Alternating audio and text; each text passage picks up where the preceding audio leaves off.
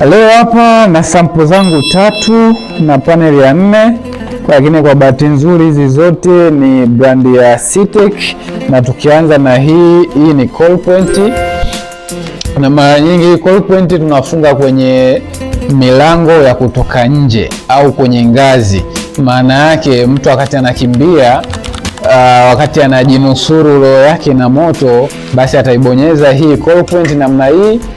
Akishabonyeza hivi ving'ora vitalia, kwa hata mtu ambaye alikuwa hajauona moto, baada ya kusikia king'ora ana uwezo naye akatoka akakimbia kunusuru maisha yake. Hii ni coil point, na hapa ilipo imebonyezwa, na hapa ikishabonyezwa ina maana panel itaruhusu sounder zilie. Hiyo device ya kwanza. Device ya pili ni hii ni sounder tunaita.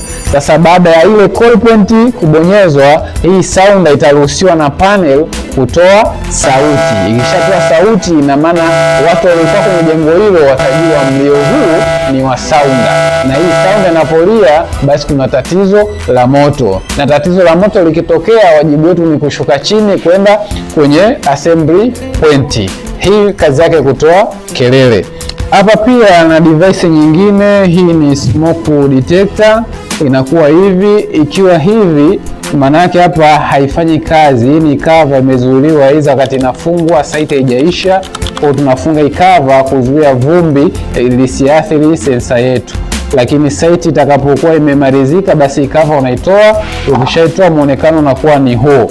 Kazi yake ni kusense moshi, na moshi unapokuja, aidha kama ni shoti au ni kitu chochote kinaungua, moshi ukiingia tu kwenye hizi chemba, ina maana hii itasensi na itawasha taa nyekundu hapa.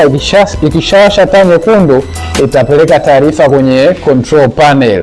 Control panel ikipokea tu taarifa ya moto, basi taruhusu sounder ipige kelele, na ikishapiga kelele sounder, tunashauriwa watu wote tutakaosikia kelele hizo za sounder kushuka chini na kwenda kwenye assembly point ilipo kusubiri maelekezo ya wenye jengo.